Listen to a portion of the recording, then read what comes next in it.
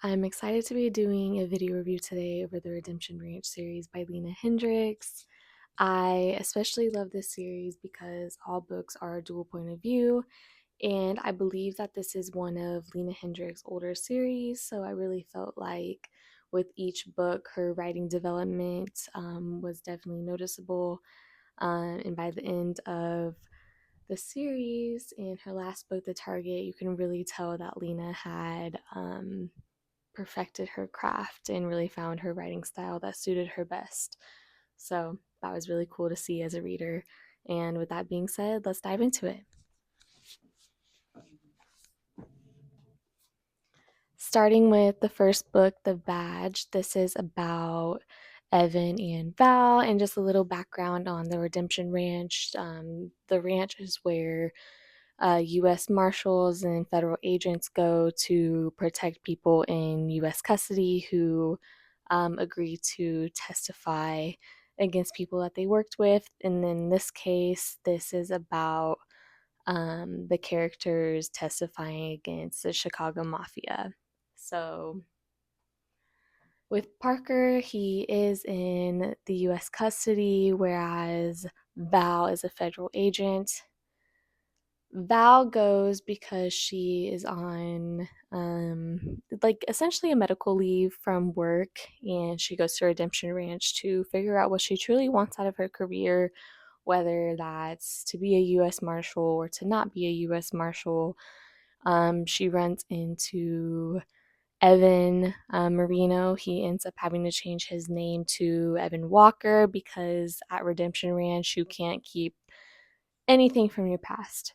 As soon as you are on a Redemption Ranch, you have to change your name and have no connections to your past, especially if you're testifying.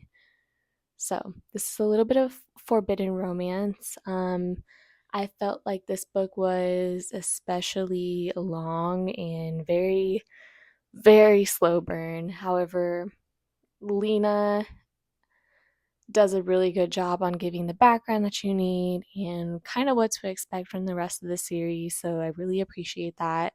And I think that's the main reason why she did that with this book. And again, I felt like she was really perfecting her writing style. And that leads into the second book, The Elias. So this book is essentially starring the Marino siblings. So there's Evan, Parker, who is the oldest, and then Gemma, who is the youngest. This book is about Parker Marino and his fake wife, Sienna. Although the fake doesn't last very long, a little bit of um, foreshadow, but nonetheless, a lot of heat in this, a lot of smut. I really did like this book because Parker is depicted way different in The Badge by Gemma and Evan. So this gives a little bit backstory about Parker, what he did, and why he did it. Um, so I love this. I believe I gave this one a 4 out of 5 stars. And that leads into the third book of the series, The Rebel. Um, this book wasn't particularly my favorite because this book is about side characters, Josh and Effie. Josh is mentioned in The Elias because Parker was super protective of Sienna and thought Josh and Sienna might have had a thing, but really they just worked together. And so that's the first time Josh is mentioned. And then Effie is a Hollywood superstar who comes to Redemption Ranch to get away from the fame and to also hopefully find her biological father. Um, this book's storyline was pretty cool.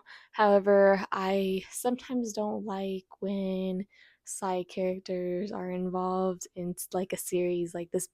I felt like this series could have probably been a trilogy and it would have been perfectly fine, but this adds spice. And then these characters are also in The Target. So they are out of in 3 out of the 4 books. Um, but this is about second chances as well and finding footing, who they truly want to be.